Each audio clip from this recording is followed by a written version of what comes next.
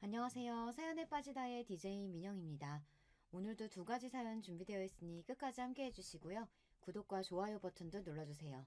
그럼 오늘의 사연 함께 시작해 볼게요. 안녕하세요. 저는 추리소설 작가가 되고 싶어하는 작가 지망생이에요. 나이는 만으로 45살이고 두 아이도 키우는 주부이자 엄마이지만 지금은 치열했던 시기를 지나 시간적으로 여유가 되고 보니 뒤늦게 작가라는 꿈을 갖게 된 사람이죠. 지망생이라고는 하지만 아직 저에게 변변한 작품은 없답니다. 요즘 책을 읽고 서평이나 간단한 글을 쓰면서 습작을 하고 있어요. 그러던 차에 문득 제가 구독하고 자주 보는 여기 유튜브 채널에서 사연을 모집하고 있다는 글을 보았어요. 좋은 기회라고 생각하고 이렇게 제 이야기를 쓰게 되었습니다. 제 사는 이야기 한번 들어봐 주시겠어요? 제 이름은 규원이입니다. 어느 곳에서나 제 이름은 남자로 착각하는 경우가 어려서부터 종종 있었어요. 어릴 때 반 남자애들이 제 이름이 남자 같다는 이유로 놀리기 일쑤였어요. 전 억울한 마음에 왜 딸에게 이런 이름을 지어줬냐고 엄마에게 물었죠. 음, 아빠가 아들을 많이 바라셨는데 태어난 네가 딸인 거 알고도 중성적인 이름을 지어주신 거야. 이렇게 말씀하셨어요. 그런데 이름만큼이나 제 성격 자체도 여성적이지는 못해요.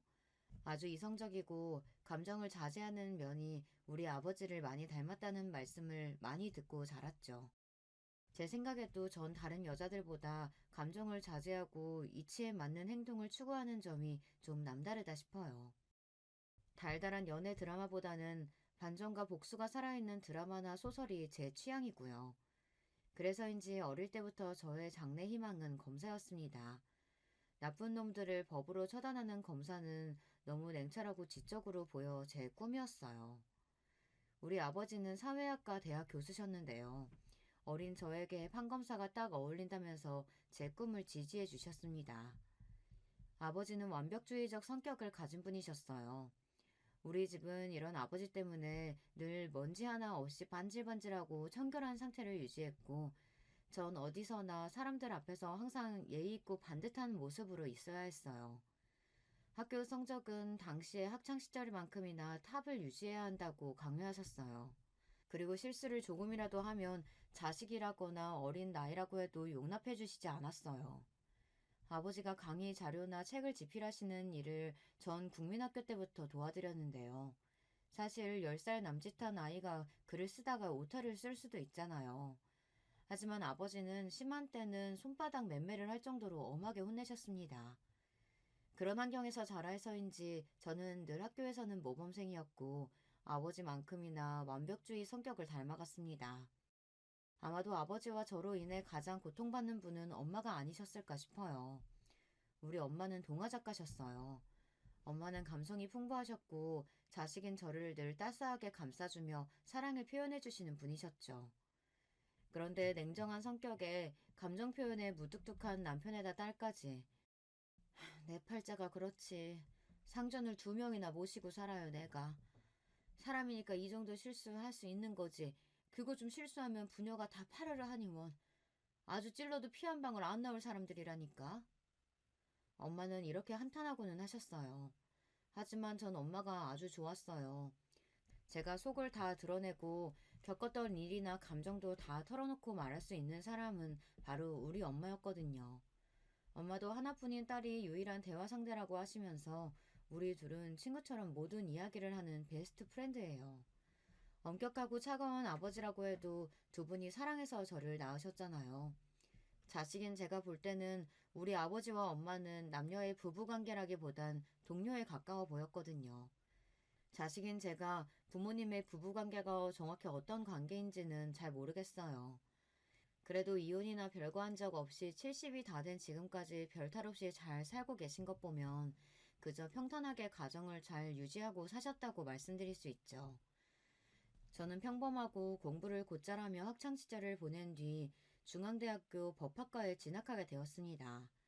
제 꿈이었던 검사가 되기 위해 대학교에 가서도 흥청망청 놀지도 않고 사법고시를 준비했습니다.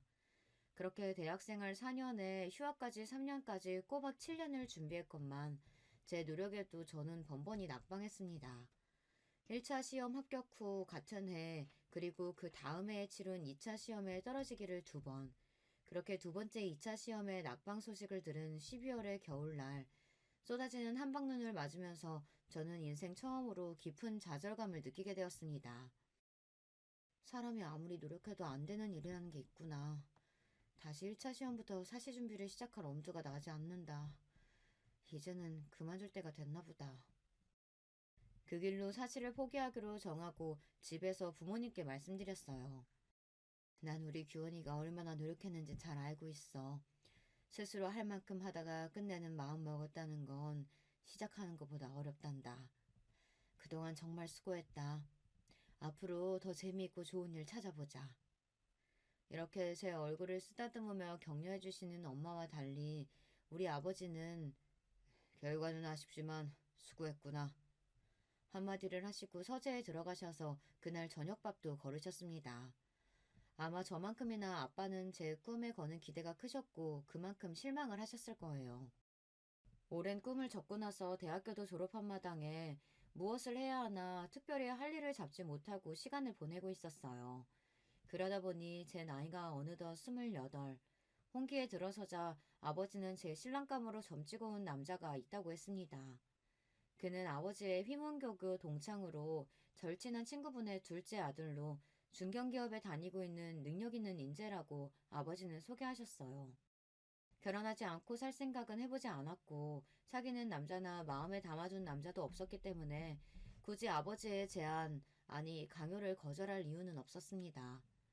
단지 어른들의 집안끼리 남녀가 만난다는 사실이 좀 구닥다리 같아서 창피했다는 점 빼고는 말이에요. 어쨌든 어른들끼리 정하신 날짜에 전 단정한 정장을 입고 워커힐 호텔로 갔습니다. 약속한 1시에 늦지 않기 위해 집에서 1시간도 안 되는 가까운 거리이지만 더 일찍 나선 저는 택시를 타고 가던 길에 문자 한 통을 받았습니다. 그 문자는 만나기로 한 맞선남이 보낸 것이었어요. 안녕하세요. 오늘 만나기로 한 최영훈이라고 합니다. 죄송해서 어쩌죠. 급한 회사 일이 생겨서 지금 회사에 있습니다. 원래 만나기로 한 워커힐 호텔 말고 종로의 썸데이 카페에서 봐도 될까요? 전 약속을 중요시하고 특히 시간 약속은 강박에 가까울 정도로 정확하게 챙기는 성격이라 이때부터 맞선남에 대한 첫인상은 좋지 않았습니다. 피치 못할 사정으로 장소를 변경한다면 적어도 3시간 전에는 통보했어야 하는 것 아닌가요?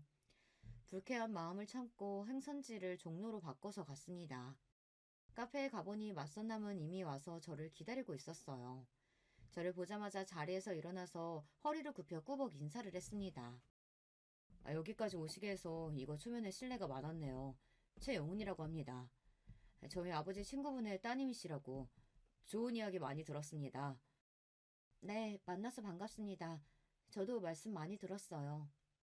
영훈 씨는 네이비색 스트라이프 스트 정장을 입고 있었고 머리는 깔끔하게 빗어넘긴 멋있는 회사원의 모습을 하고 있었어요.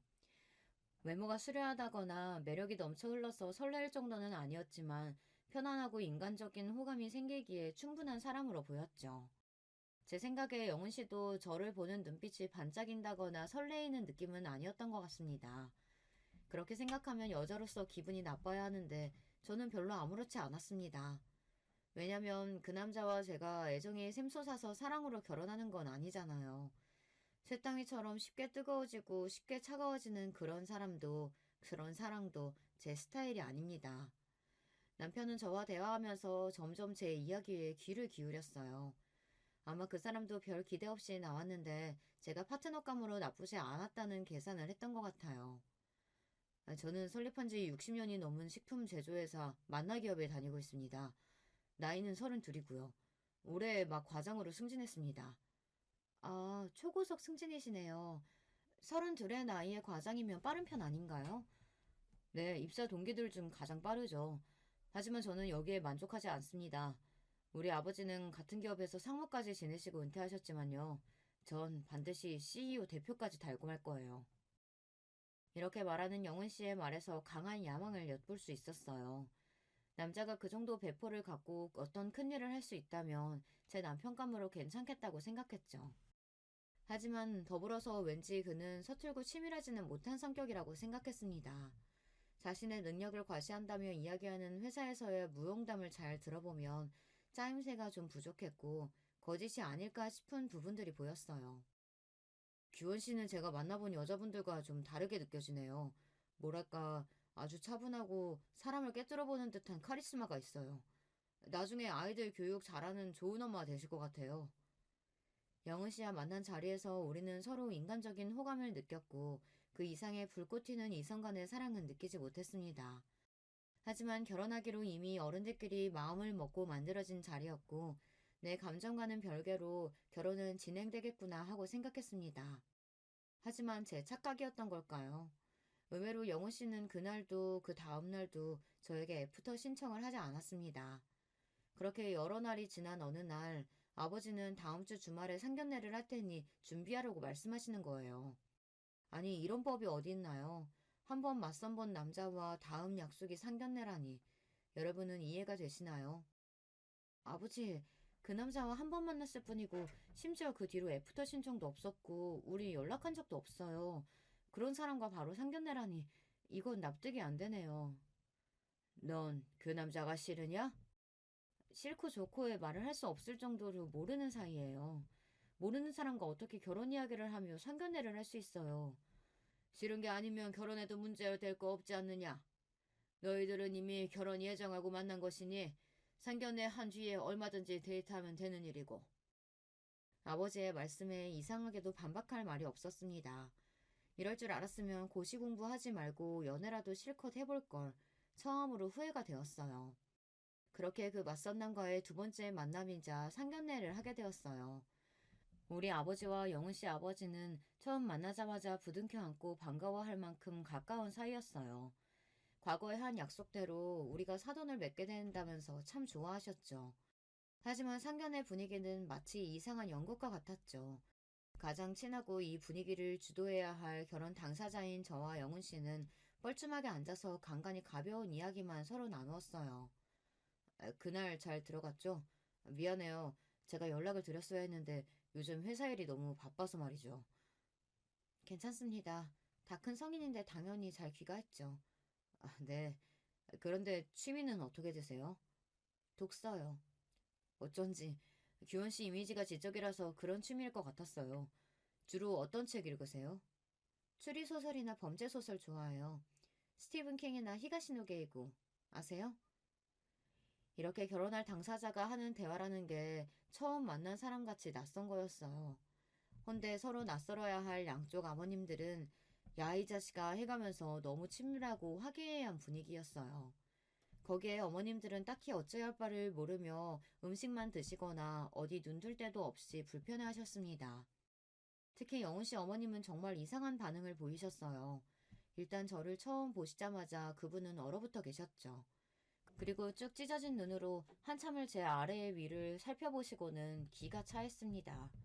자신의 남편과 우리 아버지, 어머니를 모두 뚫어져라 보곤 자신의 감정을 억누르는 듯 했어요. 이후 인사하는 제 목소리를 듣고도 잠깐 멈칫하더니 불안한 반응까지 보였습니다. 저는 이분이 오늘 어디가 아프신가 싶어서 어디 불편하신가요? 말씀 주시면 도와드릴게요. 아, 됐어요. 처음 만난 예비 며느리에게 과하게 쌀쌀맞은 반응이었습니다. 이렇게 기묘한 상견례 자리에서 어색한 결혼 당사자들과 불편함이 가득한 어머님들에도 불구하고 결혼식 날짜와 장소까지 일사천리로 잡혔습니다. 무려 2달 반 뒤에 급박한 날짜였지만 양쪽 아버지들의 추진력으로 결혼 준비는 빠르고 차질 없이 이뤄졌어요.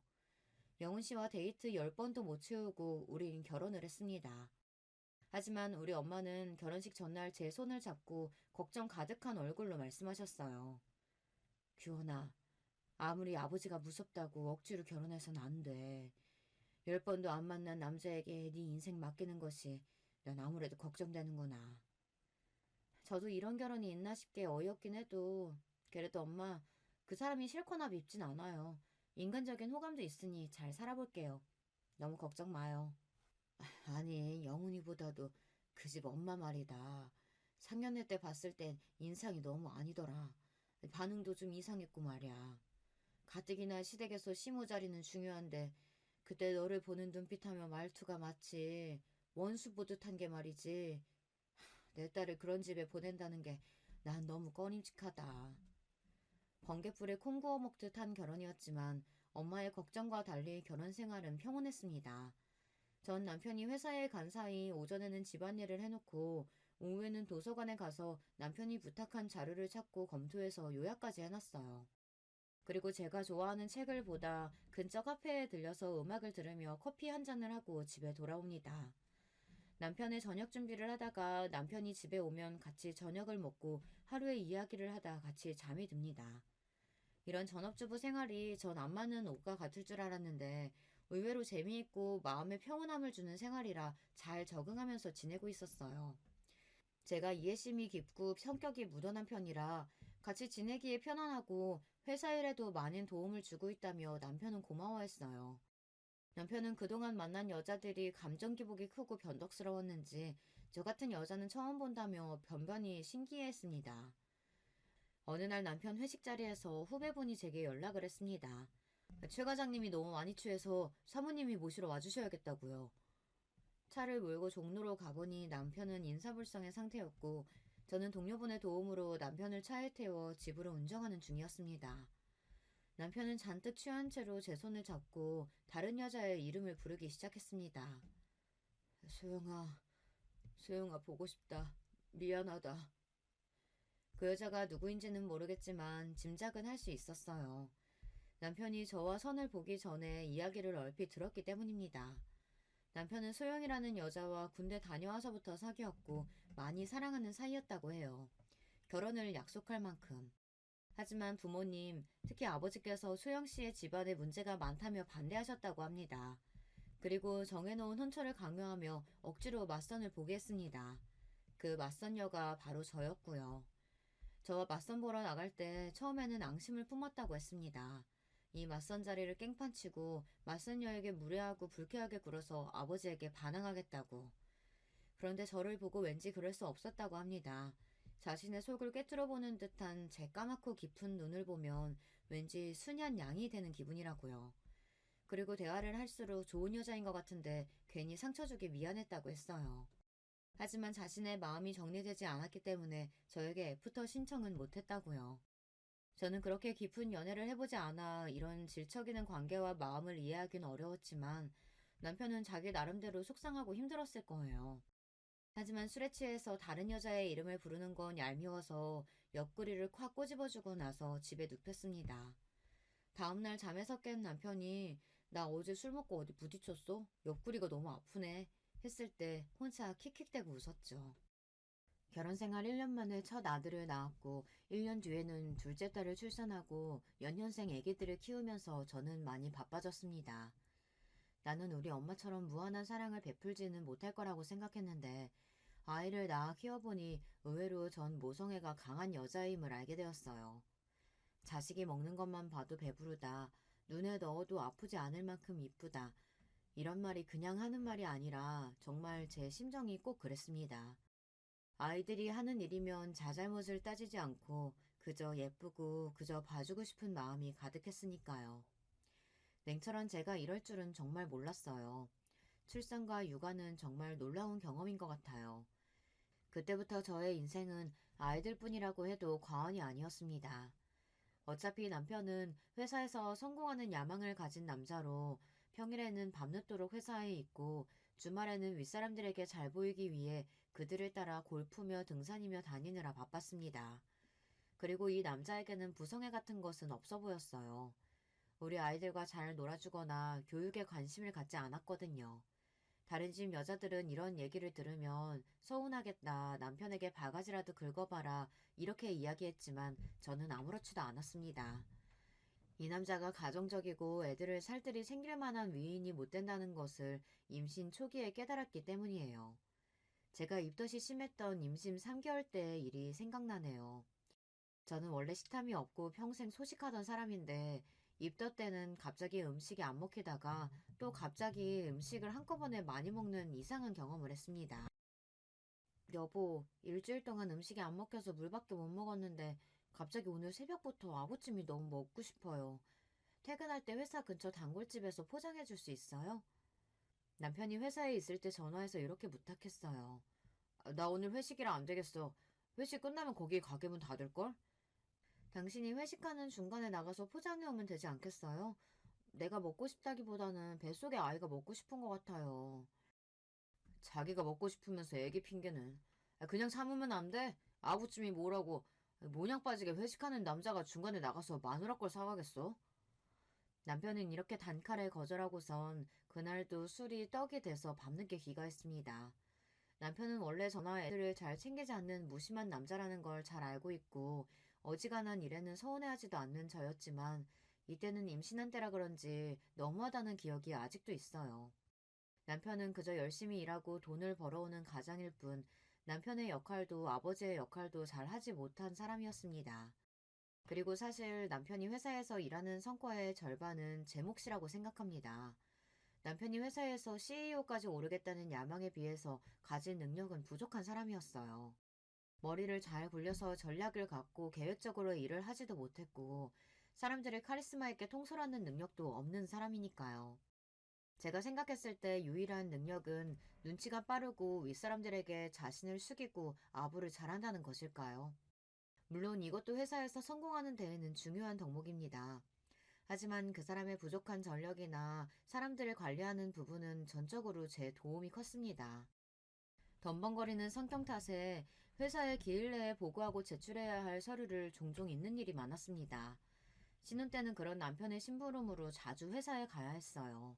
이젠 아예 제가 회사의 중요한 서류는 따로 제 USB에 보관하거나 클라우드 공용 서버에 넣어놓고 있다가 남편이 필요할 때마다 바로 회사 메일로 전송해 주었습니다. 남편은 문서를 카테고리별, 날짜별, 중요도 순으로 정리하는 법도 몰라서 제가 다 정리해서 자료를 관리하고 있을 정도였으니까요. 오래된 중요한 자료는 남편 스스로 찾지도 못하고 제가 찾아주어야 했습니다. 정말 비서가 따로 없죠. 남편은 결혼할 당시 이미 초임 과장 직급이었어요. 과장 이상이 되면 실무 능력만큼이나 부하 직원을 관리하는 능력이 점점 중요해집니다. 남편은 밑에 사원 대리급과 마찰이 생길 때마다 감정적이고 급하게 처리하려는 경향이 강했어요.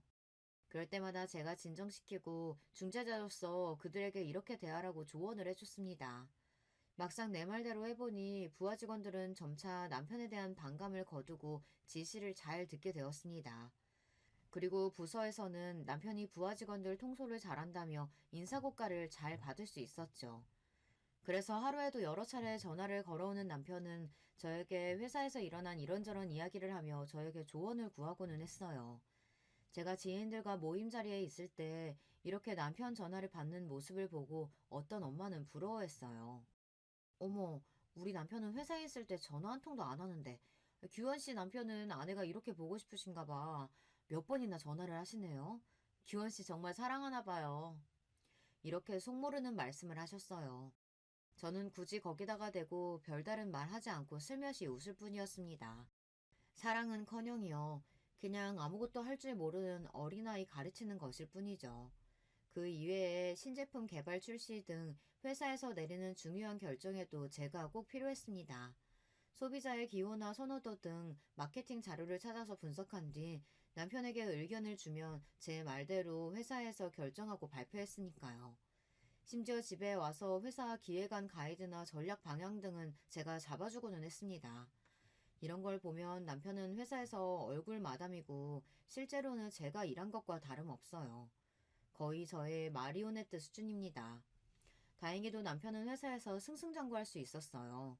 연봉은 같은 연차 대비 최상위로 이미 1억이 넘어섰고 그 이후에도 늘 연봉이 높았어요. 어느 주말 남편이 아버지께 부탁드릴 일이 있다며 시댁에 방문하자고 했습니다. 아버지, 우리 인사팀 상무님이 아빠 후배 맞죠? 저 이번 미국 파견원으로 나가고 싶은데 힘 좀 써주세요. 아, 나랑 돈독했던 후배 놈이니 어렵지 않을 거다. 그런데 왜 파견원이냐? 파견 근무면 애들이랑 시원애미는 같이 못 가잖니. 이왕이면 주재원으로 가족들 다 같이 가서 애들 미국에서 학교도 보내면 더 좋지. 뭐? 안 돼. 우리 아들이랑 손자들 미국 가면 잘 못 볼 거 아니야. 아들, 꼭 미국 가야겠니? 널 보낼 생각하면 엄마는 벌써부터 가슴이 아프단 말이야. 몇 년이나 있는다고 가족들을 다 같이 가겠어요. 괜히 고생만 하지. 여보, 이런 이야기는 미리 나랑 상의했으면 좋았을 텐데요. 우리 애들 미국에서 지내는 것도 좋은 경험일 것 같아요. 회사 일로 한국에 들어와야 하면 당신만 들어오고 제가 미국에서 애들 케어해도 괜찮아요. 얘, 너는 무슨 말을 그렇게 하니? 우리 아들만 죽어라 고생하다가 하라는 거 아니야? 신세 좋게 집에서 애들이나 키우면서 바깥 일은 남편이 하자는 대로 하면 따르는 거지. 난 우리 명훈이가 미국 가서 자기 뜻 펼치는 게 좋겠구나. 엄마가 따라가도 되지? 남편 회사 일 결정을 실제로 제가 다 하고 있다는 얘기를 하고 싶었지만 시몬은 아주 감정적인 분이고 말이 통하지 않아서 전 아무 말 하지 않고 가만히 있었습니다. 그리고 남편은 미국 지사 파견 근무로 1년 정도 나가 있게 되었어요. 하지만 남편이 미국으로 파견 근무를 나간 속셈은 따로 있었다는 것을 나중에 알게 되었습니다. 파견 근무에서 돌아와서 남편의 친구들이 집에 모여 와인 파티를 하게 되었어요. 파티 음식을 내오려고 그 자리를 잠깐씩 오가며 남편 친구들이 하는 이야기를 듣게 되었습니다. 야, 너 미국에서 재미 좋았다면서? 진철이가 그러더라, 현지처. 뭔 소리야, 현지처라니. 아, 소영이 얘기야? 소영이가 미국에 있는 법원에서 몇 년 일하고 있다고 해서 나도 해외 근무 핑계대고 같이 가서 지냈지. 회사 커리어도 쌓고 자유롭게 소영이랑도 지내고. 이 자식, 그렇게 좋았냐? 신소영, 그 여자의 이름을 여기서 다시 듣게 되다니. 남편이 미국에서 근무한 이유가 예전 여자랑 지내기 위해서였다니. 그 사실을 알고는 배신감에 몸이 떨렸습니다. 파티가 끝나고 저는 남편에게 가서 조용히 이야기했어요. 지나간 과거는 용서해줄게. 첫 달린 네가 신나게 그 여자랑 즐긴 그 1년도 말이야. 앞으로도 그 여자랑 만나서 내 애들 아빠가 불륜남이라는 게 알려지면 난 용서 안 해. 그 여자랑 정리하고 그 증명을 해와. 내가 직접 그 여자 만날 수도 있어. 그리고 무슨 일이든 할 거야. 내 성격 알죠? 남편은 처음 보는 저의 무서운 협박에 적지 않게 놀란 것 같았어요. 다음날 저는 최 과장의 미국 지사 근무, 미국의 현지처와 동거하기 위해서 라는 제목으로 글을 써서 남편의 메일로 보냈습니다. 회사 사내 게시판에 이거 올리면 재밌겠죠? 신소영과 관계는 끝났나요? 라고 덧붙여서 말입니다. 이러자 남편은 겁을 먹고 생각보다 빠르게 신소영과의 관계를 정리했던 것 같습니다. 남편이 결혼하고 싶은 여자이고 그렇게 많이 사랑했다고 들었는데 고작 이 정도 협박으로 정리를 하다니 좀 신기하기는 했어요. 역시 남녀 간의 사랑이란 참 더덥구나 싶고 대단한 사랑이 아니라 그저 불륜이었을 뿐인 건가 싶어서 비웃음이 나더군요. 제가 말씀드렸잖아요. 남편은 그렇게 치밀하지 못하다고요. 자기가 하는 거짓말들을 제가 다 속아 넘어갈 거라고 생각하니 어이가 없었어요. 밖에서 여자애는 술집 가서 놀고 오는 건 이미 알고 있고요. 그렇게 한번 놀고 오는 거 정도는 별소리 없이 넘어가 줬을 뿐입니다. 그리고 그 남자는 자신의 커리어와 인생을 희생할 만큼 누군가를 깊이 사랑할 만한 위인이 못 된다는 것을 아내인 제가 알고 있어요. 남편이 바람 폈다는 일은 그래도 제가 감당할 수 있었어요. 결혼 생활 동안 감당하기 힘들었던 사람은 바로 시모였습니다. 사람이 누군가를 너무 미워하면 우린 그렇게 생각하잖아요. 상대방이 그만큼 미워할 짓을 했을 거라고요. 그런데 제가 당해보니 전혀 아닌 경우도 있더라고요. 시모는 그냥 저를 처음 봤을 때부터 못 볼 것을 본 것처럼 놀라고 소름 끼쳐 했습니다. 제가 입을 여니 더욱 저를 뻔히 쳐다보면서 그냥 제가 싫다고 하네요. 학벌도 집안도 성격에 문제가 있어서가 자신에게 뭘 잘못해서가 아니고 그냥 싫다고 하니 당하는 당사자로서 미치고 팔짝 뛰겠더군요. 그리고 감정위복이 널뛰고 저만 보면 히스테리를 부리니까 저는 시모를 대하는 일이 너무 어렵고 힘들었습니다. 어머님, 이번 돌아오는 생신 때는 뭐 드시고 싶으신 거 있으세요? 너 이분 그게 뭐니? 네가 그런 화사한 핑크색이 어울린다고 생각하니? 아휴, 꼴 사나워서 못 보겠네. 이렇게 질문에 전혀 엉뚱한 대답을 하는 데다가 밑도 끝도 없이 제 옷차림을 보기 싫다고 하는 날도 있었습니다. 시모는 제가 남편 옆에 앉아있는 것도 싫어했습니다. 남편 옆에 제가 있으면 그 사일이 비집고 들어와서 자기가 앉거나 남편을 불러내거나 아니면 저에게 다른 일을 시켰어요. 그래서 전 시댁에 가면 무조건 따로에 혼자 앉아있는 것이 편합니다. 절 잡아먹을 것 같이 구는 시모도 싫고 남편 옆에 있으면 못 살게 구니까요. 시부는 그래도 말이 통하는 이성적인 분이십니다. 며느리 사랑은 시부라고 하더니 이 집안에서 따스하게 대해주시는 분은 시부뿐인 것 같아요. 시모가 구박하면 조용히 제게 와서 손을 잡고 미안하다 아가. 내가 부덕한 탓이구나. 하고 저를 위로해 주셨어요. 왜 시부가 미안하다고 하는지 이해가 안 갔지만 누군가 내 편이 있다는 일이 이렇게 든든한지 미처 몰랐죠. 시부는 남편과 시모 몰래 저를 챙겨주시는 부분도 많았습니다. 생일이나 기념일에 꽃바구니를 배달시켜 주시고 아무 날도 아닌데 저만 보면 용돈을 자꾸 주시려고 해요. 아마도 히스테리 부리는 시모를 견디는 며느리가 남편 내조 잘하는 며느리가 이뻐서일 거라고 추측해 봅니다. 하지만 시부에게도 이상한 부분이 있었습니다. 어느 날 시댁에 저 혼자 남아서 집안 곳곳을 구경하고 있었어요. 시부의 서재에는 많은 책들이 책장을 채우고 있었고 책을 좋아하는 저는 그곳을 한참 보다 어떤 여자 사진을 발견하게 됩니다. 흑백 사진으로 젊은 여자가 웃고 있었는데 분명 시부가 예전 좋아했던 여자일 것 같다는 촉이 왔어요. 저는 정말 놀랐습니다. 이런 은밀한 과거의 사진을 어디 서랍장에 숨긴 것도 아니고 그 질투심 많은 시모가 이걸 가만히 뒀다는 것이 신기했어요. 남편이 결혼 전 사귀었던 신소영도 그렇고 시부에게까지 내연녀가 있었던 걸까 이런 의문이 들었습니다. 왜 아버지가 바람피면 아들도 똑같이 바람핀다는 얘기 있지 않아요. 그래서 혹시 시부가 그 과거의 연인을 지금까지 만나는 걸까 의심을 했죠. 하지만 시부는 바람까지 가지는 않고 아직까지도 그 연심을 간직하고 있던 것이었어요. 바람피고 다니는 남편에 비하면 시부는 순수한 순정남이네요. 결혼 이후로는 바람을 피운 것 같지도 않았는데 시모는 계속 옛날 일을 꺼내며 원망하고 괴롭히고는 했으니까요. 오히려 시부가 불쌍해 보였습니다. 시모는 사람에게 집착하고 정말 피를 말리는 사람이었기 때문에 50년을 함께 산 시부가 대단해 보일 정도였으니까요. 그런데 사진을 다시 본 저는 머리를 얻어맞은 듯 했습니다. 사진 속의 그 여자가 저를 많이 닮아있던 거예요. 흑백 사진임에도 얼굴형이나 머리 길이, 눈썹 모양까지 제가 봐도 꽤 많이 닮아있다는 것을 알 수 있었어요. 그제서야 주막능처럼 스치고 지나간 기억들. 아, 내가 이 여자와 닮아서 시모가 날 처음 봤을 때부터 그렇게 지독하게 미워했던 거구나. 시부는 특별히 나를 더 챙겨준 거구나. 미안하다고까지 말씀하셨는데 그건 제게 한 게 아니라 옛사랑에게 한 걸까요? 그제야 그 모든 상황이 이해가 되었습니다. 나중에 시부와 절친이신 우리 아버지를 통해 시부에 대한 사연을 들을 수 있었어요. 시부는 원래 같은 대학교에 다니는 사랑하는 여자와 오래 사귀었다고 해요.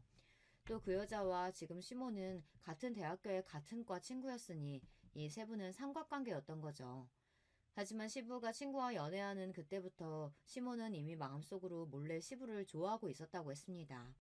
하지만 시부가 대학교를 졸업한 뒤 만나 기업에 취직한 후 혼담이 오갈 무렵 사귀던 여자분 집안의 가세가 기울었다고 해요. 이 틈을 타서 시모는 자신의 시부모님에게 자신의 집안은 재력이 있다고 어필하며 마음에 들려고 노력했다고 해요. 자기 친정 아버지에게 울며 졸라대서 적극적으로 혼사를 추진하도록 만들었고요. 그러다가 결국 시부의 뜻과는 달리 시모와 결혼을 하게 된 겁니다. 하지만 억지로 결혼한 뒤에도 시부는 시모에게 눈길 한 번, 정 한 번 주질 않고 회사일만 했대요. 그 친구가 참 불쌍하지. 재수 씨 때문에 사랑하는 여자 잃고 마음을 닫고 무늬만 부부처럼 몇십 년을 산 게야. 그런데 재수 씨는 남편이 그럴수록 더 집착하고 질투해서 평생 시달리며 살았으니 말이야. 결국 시모는 남편에게서 받지 못한 사랑을 자기 아들에게서 보상받고 싶어 했어요. 남편은 늘 시모의 간섭과 통제 아래에서 살았던 것 같아요. 지금도 시모는 한 번씩 남편의 셔츠와 속옷 같은 것까지 사다가 보냅니다. 아내인 제가 10년 넘게 챙겨주고 살고 있는데 참 기가 막힌 집착이죠. 지난번 제사 음식을 차리기 위해 시댁 근처 시장에서 장을 본 날 이런 광경을 목격했답니다. 단골 과일 가게 여자 사장과 시부가 안부를 물으며 이런저런 이야기를 잠깐 하고 있었어요. 그런데 시모는 멀리서 소리를 지르며 여보, 여기 과일은 어느 밭에서 주워왔나 봐. 못 쓰겠어요. 다른 데로 가요. 하고 시부를 잡아 끌고 가버리는 게 아니겠어요. 그 상황에서 보고 있는 저도 과일집 사장님과 시부 모두 얼굴이 빨개질 만큼 당황스러웠어요. 시부가 여자와 조금이라도 말을 섞으면 시모가 펄쩍 뛰고 과하게 반응하니 시부가 얼마나 괴롭게 살아왔을까 싶어 연민이 들 정도였습니다. 제가 결혼한 지도 14년이 흘러 남편은 이제 부회장으로 승진하게 되었습니다. 남편의 부사장 승진 소식에 저도 기뻐하지 않을 수 없었죠. 제가 뒤에서 힘쓰고 우리 부부가 함께 일궈온 결과이기도 하니까요. 회사에서 이제 확실히 남편 쪽으로 따르는 라인이 생겨 장차 사장까지 갈 가능성이 높아졌죠. 하지만 이렇게 좋은 날, 저는 제대로 뒤통수를 맞는 사건이 생겼습니다. 모름지기 자신의 그릇이 부족하면 자기를 도와주는 사람은 더욱 신뢰하고 감사한 마음으로 품어야 하는 게 아닌가요? 가정에서나 회사에서나 정말 헌신적으로 자신을 도와준 조강지처인 저를 남편과 시모는 내쫓으려고 계획을 세운 겁니다. 시모는 제가 아무 잘못한 것이 없이 그냥 쭉 미워했죠. 거기에 남편은 예전에 만났던 내연녀인 신소영을 부인 자리에 들어앉히려는 속셈을 갖고 있었던 거죠. 예전에 미국에서 바람피다 걸려서 관계를 끊었다가 최근 미국 지사 출장이 잦아지면서 다시 만났던 모양입니다. 신소영이라는 여자도 웃긴 게 그냥 과장 나부랭일 때에는 이혼 요구 없이 불륜관계만 갔더니 남편이 이제 사장 자리에 오를 것 같으니 사모 자리가 탐났는지 적극적으로 이혼해서 자기랑 결혼하라며 욕심을 내는 겁니다. 저는 하루아침에 헌신짝처럼 버려지게 생겼어요. 남편과 시모는 당장 이혼해달라며 저에게 삿대질을 하며 소리쳤습니다. 별 볼 일 없는 네 년이 사장 사모님 소리 듣는 꼴 내가 못 봐. 당신이라는 여자 지긋지긋해. 남편 알기를 우습게 알고 맨날 지적하고 지시하고 네가 사장이야? 당신같이 뻣뻣한 여자 말고 야들야들하고 여자같이 구는 사람이랑 살 거야. 진짜 내가 사랑해온 여자랑 내 남은 삶을 살 거라고. 그럼 내 아들이 어떤 사람인데 이제 만나기업 사장이 될 우리 아들인데 저런 여자 갖다 버리고 입맛에 맞는 여자 들이잡구나. 이렇게 기가 막히고 억울한 일을 제가 당하다 보니 말문이 막혀서 제대로 항변도 못했어요. 그들이 집을 나가고 혼자 곰곰이 생각해봤습니다. 내가 살아온 인생이 정말 이 정도밖에 안 되는 걸까? 결혼 생활 전부를 남편의 출세와 아이들의 행복을 위해 살았는데 결과는 고작 이것이라니. 믿을 수가 없었고 너무 억울해서 누구라도 붙잡고 호소하고 싶었어요. 하지만 그런 제 심정과는 별개로 전 저 남편과 시모랑 계속 사는 것이 과연 옳은 일일까 하는 고민이 되었습니다. 당연히 저들에게 복수하고 싶죠. 하지만 복수하겠다고 이혼하지 않고 버티면 제 인생이 너무 시궁창같이 구질구질해질 것만 같은 거예요. 그래서 저는 쿨하게 저들의 요구대로 이혼을 해주고 제가 얻을 것은 얻어내자라는 마음이었습니다. 저는 법대 동창생 중 변호사로 개업한 친구를 만나 이혼 조정 합의서를 작성했습니다. 이혼 합의서에는 제가 요구하는 몇 가지 조건을 달았어요. 첫째, 아이들의 친권과 양육권은 내가 갖는다. 둘째, 아이들 양육비 월 700만 원, 현금 10억과 경기도 양평에 별장 명의를 넘겨달라. 별장 사용은 그 전과 동일하게 남편 시댁 모두 공동으로 가능하다. 별장의 시가는 20억이 넘습니다. 셋째, 남편은 어느 누구와 만나서 동거하든 상관없지만 법적인 혼인 및 결혼을 하게 될 때에는 아이들의 친권자이자 양육자인 저의 동의를 얻어야 한다. 왜냐하면 신소영이 법적 배우자가 되면 남편 재산에 대한 권리가 생길 것이고 둘 사이에 자식이라도 낳게 된다면 나중에 우리 애들에게 갈 유산은 확연히 줄어들 테니까요. 그리고 변호사는 따로 남편에게 협박 아닌 협박의 말을 덧붙였습니다. 아내분은 남편이 회사에서 횡령한 증거와 거래하는 벤더 업체에서 로비받은 증거 등을 갖고 계시더군요. 남편분의 회사 생활을 끝낼 수 있는 많은 비밀을 알고 계신 것 같으니 조심하시는 편이 좋겠습니다. 저와 변호사가 나중에 복수를 위해서 치밀하게 세운 이 이혼 조건을 남편은 순순히 수용했습니다. 명석하지 못한 남편은 이 조건들이 어떤 것을 의미하는지 장차 어떤 일이 생길지 예측하지 못하는 위인이니까요. 오히려 시모는 현재 우리가 함께 살고 있던 일원동 빌라에 대해 재산 분할을 하지 않아 다행이라며 그가 10억과 별장 명의 따위 얼마든지 줄 수 있다고 좋아했습니다. 일원동 빌라는 시가가 40억 가까이 되지만 저는 그것은 탐나지 않았습니다. 애들의 양육비와 현금 10억으로도 앞으로 생활하는 데 불편함이 없을 거고 양평 별장은 당장 팔 필요는 없지만 다른 이유로 저에게 필요했습니다. 이 별장이 어떻게 쓰일지 여러분께 조금 뒤에 제가 알려드릴 예정이니 조금만 기다려주세요. 시모는 제가 이혼할 때 의기양양한 얼굴로 이런 말을 남기고 헤어졌습니다. 너, 그동안 내가 왜 그렇게 너 미워했는지 궁금했지? 궁금했을 게다. 이제 남이 되니까 솔직히 얘기하면 넌 신기할 정도로 그 잡것하고 닮았어. 처음에는 너희 엄마가 그 여자인가 착각했을 정도로 넌 그 여자랑 닮았다. 내 남편과 서로 사랑했던 그 여자, 김혜선. 중저음 목소리 톤하며 까만 생머리에 창백한 얼굴, 동그란 눈썹. 그래서 널 처음 본 순간부터 지금까지 난 네가 몸서리치게 싫었다. 이제 내 아들과 헤어지게 되니 아주 속이 후련하네. 앞으로 다시는 보지 말자. 자기 남편과 닮았다는 이유 하나만으로 며느리를 미워하고 살았다니 시모는 정말 질투에 눈이 먼 나머지 정신이 어떻게 된 게 아닐까요? 남편과 시모의 밑바닥까지 보게 된 저도 무능력하고 바람핀 남편도 사이코 시모도 더 이상 함께하기 싫었어요. 제가 이혼하는 과정을 지켜본 우리 친정 부모님은 너무 충격을 받으셨어요. 특히 결혼을 무리하게 추진했던 아버지는 저를 볼 면목이 없다며 너무 미안해하시고 자책하셨죠. 하지만 저는 괜찮았습니다. 결국은 그들에게 복수할 것이니까요. 그래서 전 이혼 때문에 좌절하거나 우울해하지 않았어요. 이혼 뒤 부모님이 사시는 대치동 아파트에서 아이들을 키우며 살게 되었습니다. 아이들은 제가 열심히 뒷바라지하고 교육한 만큼 성실하고 또 공부도 잘하며 심성이 반듯하게 잘 자라고 있어요. 딸은 미술 유학을 가고 싶어 했기 때문에 남편이 보내주는 양육비가 부족해졌습니다. 저는 양육비를 200만 원 높여달라고 요구했습니다. 하지만 남편은 이를 거절했고 너랑 애들 쓸 양육비도 이젠 아까워서 안 줄 거야. 억울하면 소송 걸어봐 어디.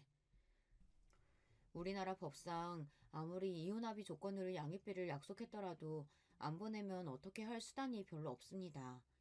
압류 등으로 강요할 수가 없기 때문이죠. 아마 어디서 이런 이야기를 주워 듣고서 이렇게 버티는 모양인데 저는 자신의 핏줄인 아이들에게 대해 책임감까지 져버린 이 사람을 더 이상 용서할 수 없었습니다.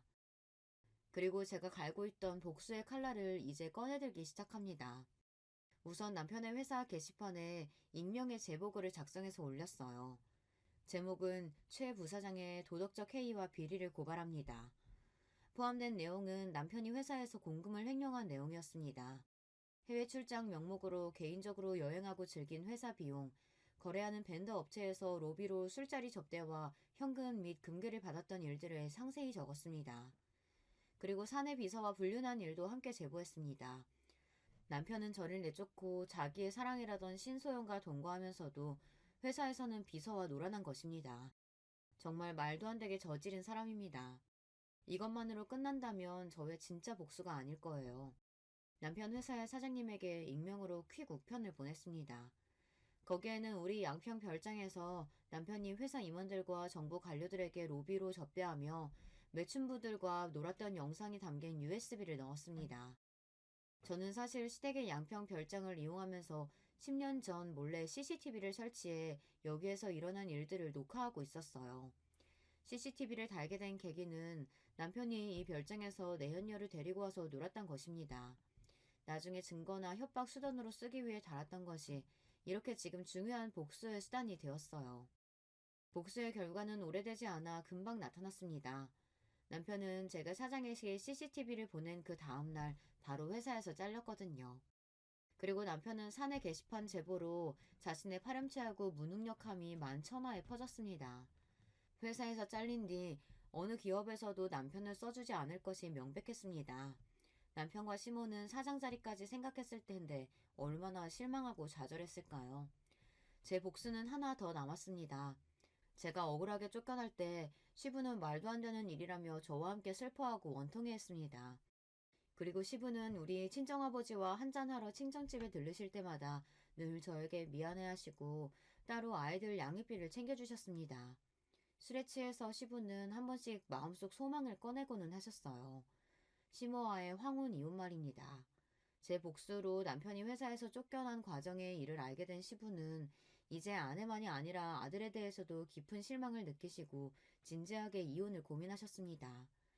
그리고 그 고민하시는 과정에서 우리 친정아버지와 제가 거들어서 결국 시부는 시모에게 이혼을 요구하고 그 집에서 나오셨습니다.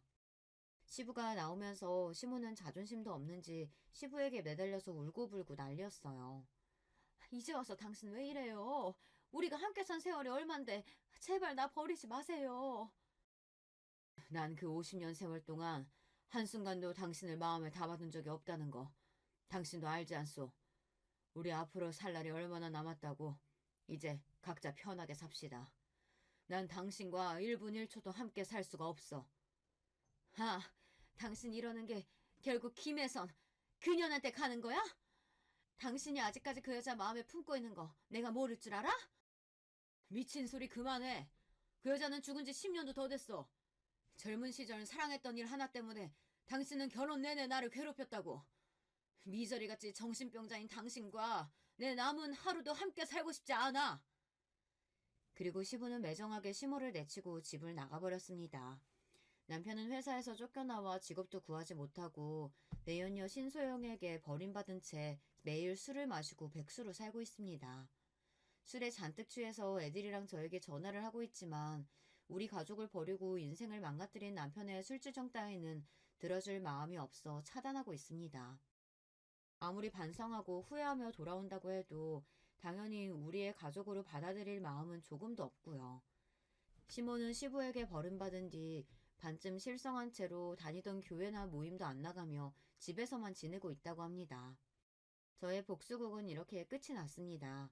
지금까지 제 사연을 들으신 여러분 어떠세요? 제가 너무 매정했던 걸까요? 이따금 제가 이렇게까지 남편과 시모에게 복수한 것이 후회가 되고 있어요. 너무한 게 아닌가 싶어서요. 하지만 아무 잘못 없이 하루아침에 내쳐진 저와 부모의 이혼으로 상처 입을 아이들을 생각하면 제가 한 복수는 통쾌했고 나쁜 인간들에 대한 벌이라는 생각도 들어요. 제가 쓴 글을 봐주신 여러분께 깊은 감사의 말씀을 드리며 전 여기에서 이야기를 마쳐볼까 합니다. 들어주신 모든 분들 안녕히 계세요. 여러분, 두 번째 사연 시작하기 전에 좋아요, 구독 꼭 눌러주실 거죠? 그럼 두 번째 사연 바로 시작합니다. 안녕하세요. 저는 결혼 7년차 평범한 40대 가장입니다. 저희는 5식구인데요. 쉴 틈 없이 사고를 치는 첫째 아들과 아직은 아빠가 제일 좋다는 둘째 딸, 그리고 사랑하는 아내와 그런 아내를 키워주신 장모님, 이렇게 지내고 있죠.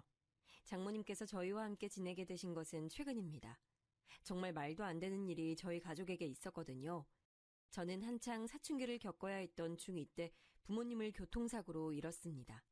두 분은 출장을 다녀오시는 길에 중앙선을 넘어온 음주운전 차량 때문에 사고를 당하셨죠. 외동이었던 저는 고모의 손에 맡겨졌습니다. 고모와 고모부 그리고 사촌들은 정말 좋은 사람들이에요. 저에게 진심으로 잘해주셨죠. 저를 가족으로 받아주셨고 그만큼 많이 아껴주셨습니다. 하지만 당시 사춘기를 심하게 겪던 저는 아무도 눈치 주는 사람이 없었는데도 죄 지은 사람처럼 항상 자신감 없는 모습으로 다녔습니다. 사촌들이 저에게 신경 써주면 써줄수록 움츠러들었는데 지금 생각하면 참 바보 같았다 싶었어요. 대학에 입학하면서 저는 고모 집을 나왔습니다. 독립을 했어요. 학교를 다니면서 아르바이트를 통해 학비를 벌었죠. 솔직히 연애는 생각도 못했어요. 제게는 그것보다도 중요한 것들이 더 많았거든요. 군대를 다녀오고 복학을 했을 때 지금의 아내는 신입생이었어요. 처음엔 선배와 후배 사이였는데 어느 순간인가 그녀에게 호감이 생기더라고요. 저와는 다르게 유쾌하고 밝은 에너지가 가득했거든요. 그래서 고백을 했고 우리는 연인이 됐어요. 저는 그녀와 결혼까지도 생각했지만 과연 우리가 결혼을 할 수 있을까 저는 늘 그게 마음에 걸렸어요. 저는 부모님도 형제도 없는 외톨이였고 가진 것이라곤 저 하나뿐인 사람이었으니까요. 그런데 처음 인사를 드리러 간 날 그녀의 어머니께서 저를 너무나도 반갑게 맞이해 주시더라고요. 먹는 모습이 정말 복스럽네. 우리 애들은 뭘 먹어도 깨작거려서 음식 해주는 재미가 없거든. 정말 맛있습니다. 어떻게 만드셨는지 레시피가 궁금할 정도예요. 어머, 말도 어쩜 이렇게 이쁘게 할까? 어머님께서는 식사 시간 내내 반찬을 권해주시면서 저를 챙겨주셨어요. 그리고는 저에 대해서 들은 것이 아무것도 없다고 하시며 이것저것 궁금한 것들을 물어보셨죠. 그런데 부모님에 관해서는 단 한마디도 하지 않으시더라고요. 순간 어머님께서 정말 몰라서 제게 물어보시는 것이 아니구나 싶었죠. 어머님은 그냥 제게 말을 걸고 싶으셨던 것뿐이었어요. 나중에 집에 가려고 일어나는데 어머님께서는 제게 빵빵한 종이 가방을 주셨어요. 오늘 잘 먹던 걸로만 조금씩 쌌어요. 혼자 산다고? 너무 음식 많으면 괜히 상하기만 할 것 같아서 한두 번 먹을 정도로만 챙겼으니까 가져가서 먹어요. 아닙니다. 이렇게까지는. 그리고 다음에 올 때는 먹고 싶은 거 미리 경아한테 말해줘요. 내가 해줄게. 엄마 그러지 마. 오빠가 부담스러워하잖아. 이걸 뭐하러 줘요. 그녀는 제 손에 들린 종이 가방을 어머님께 돌려주며 괜히 한 소리 하더군요. 순간이지만 어머님의 얼굴에 잠깐이지만 섭섭함이 지나가는 게 보였어요.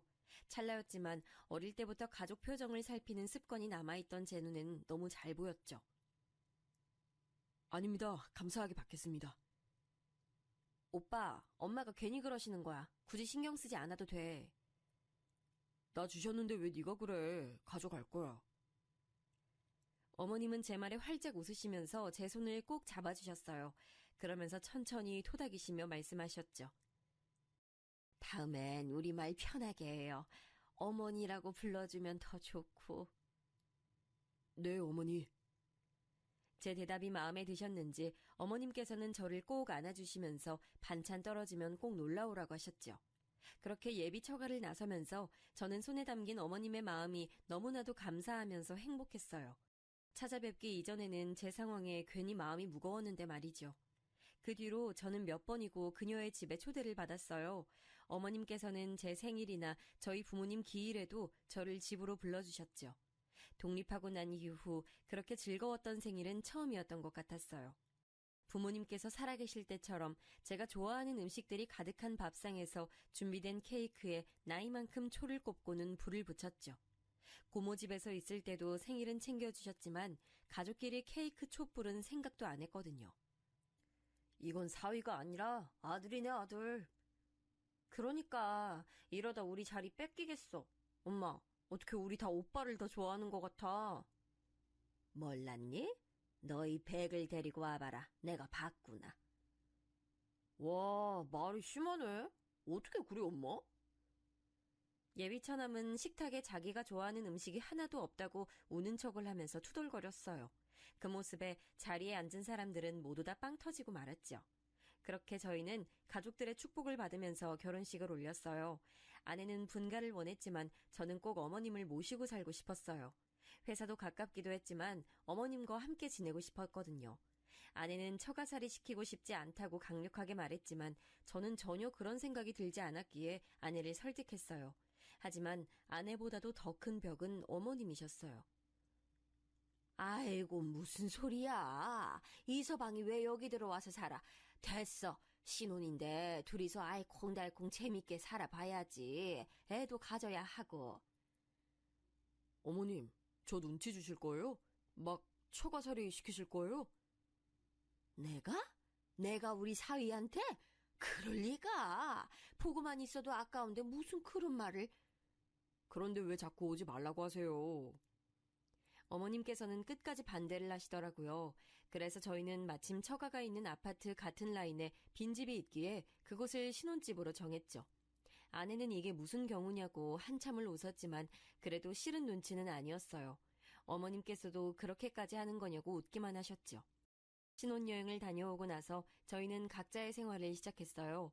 결혼해서 달라질 것이라고 생각했던 것에 비해서 저희는 크게 변한 것이 없었어요. 아침은 가볍게 먹고 저녁은 항상 처가에 들려서 먹고 왔죠. 이럴 거면 그냥 여기서 살아. 무슨 밥을 맨날 먹으러 와? 엄마, 식비 받아, 식비. 너도 안 내는 식비를 왜 우리 사위가 내야 돼? 넌 어디 엄마한테 식비 준 적 있니? 처남, 걱정 마. 당연히 식비 드려야지. 아이고, 너도 그 돈으로 우리 사위 점심이나 든든히 먹어. 어머님 밥이 너무 맛있어서 다른 건 들어가지도 않아요. 아내는 왜 이렇게 넉살이 좋아졌냐고 혀를 내둘렀어요. 연애할 때는 전혀 몰랐던 모습이라고 하면서 제 옆구리를 푹 찔렀어요. 오빠, 적당히 먹어. 이러다 배 나오겠다. 어머니, 저 배 나왔어요? 이렇게 말랐는데 배는 무슨 많이 먹는 것도 아니구만. 괜히 먹는 걸 가지고 그런다. 어머님께서는 보기 좋게 잘 먹는데 구박한다고 아내에게 잔소리하시고는 제 앞으로 반찬을 더 챙겨주셨어요. 처남은 온몸을 부르르 떨면서 닭살 돋는다고 무슨 이런 장모사위 관계가 있냐고 말했죠. 저는 그런 처남의 말에도 기분이 좋았어요. 어머님께서는 괜한 질투라고 말씀하시면서 웃기만 하셨죠. 저희 가족은 정말 행복한 시간들을 보내고 있었어요. 물론 항상 좋을 수만은 없었죠. 그녀와 심하게 싸우기도 했고 그런 날은 둘 다 어머니께 불려가 몇 시간이고 잔소리를 들어야 했습니다. 하지만 그런 순간도 전 좋았어요. 그런데 저희 가족에게 먹구름이 끼기 시작한 것은 처남이 결혼을 하면서부터였어요. 대학원에 진학해서 한창 학교를 다니고 있는 처남은 결혼할 여자가 있다고 하면서 여자를 데려왔어요. 첫인상은 엄청 무뚝뚝하고 까다롭겠구나 싶었어요. 애교 많고 다정한 처남과는 상극이라고 생각했는데 둘이 함께 있는 모습을 보면 그건 또 그거대로 잘 어울리더라고요. 학교 동기라고 했는데 마찬가지로 대학원을 다니고 있다고 하더군요. 저는 솔직히 반대했습니다. 무슨 직장에 있는 것도 아니고 대학원생도 학생 아닙니까? 그런데 결혼을 해서 생활은 어떻게 하려고 하는 건지 무모하다는 생각이 들었죠. 아내 역시 저와 같은 생각을 하고 있었어요. 그녀는 생활비도 스스로 벌어본 적 없으면서 무슨 결혼이냐고 펄쩍 뛰었죠. 하지만 곧 처남댁이 아이를 가졌다는 소리에 저도 아내도 어쩔 수 없구나 싶었어요. 그렇다고 아이를 지우라고 할 수도 없는 노릇이잖아요. 어머니도 아직 결혼은 이르지 않느냐고 하시다가 아이 이야기에 그 말씀이 쏙 들어가셨죠. 아직 아무것도 없는 두 사람은 자연스럽게 어머니 집에 들어와서 사는 것으로 이야기가 됐어요. 처남댁도 아이를 낳고 나면 다시 학교로 돌아갈 생각이라고 하더군요. 결국은 아이를 키우고 케어하는 것을 전부 어머니께서 해야 하는 상황으로 흘러가게 됐어요. 아내는 처남을 불러서는 대학원을 졸업하면 연구소든 어디든 취직해서 독립을 하라고 강력하게 말했어요. 처남은 당연히 발끈했죠. 엄마도 아무 말 없는데 왜 누나가 그래? 엄마가 말씀 안 하시니까 내가 하는 거지. 그리고 엄마가 그런 말씀 하시겠니? 아, 진짜 누나. 안 그래도 머리 복잡한데 누나까지 나서서 이럴 거야? 뭐? 이게 뭘 잘했다고? 아내와 처남은 이야기 시작부터 서로에게 으르렁거리며 언성을 높였어요. 저는 우선 두 사람에게 진정하라고 하고는 처남을 보며 말했어요. 처남, 결혼하고 나면 이제 성인이잖아.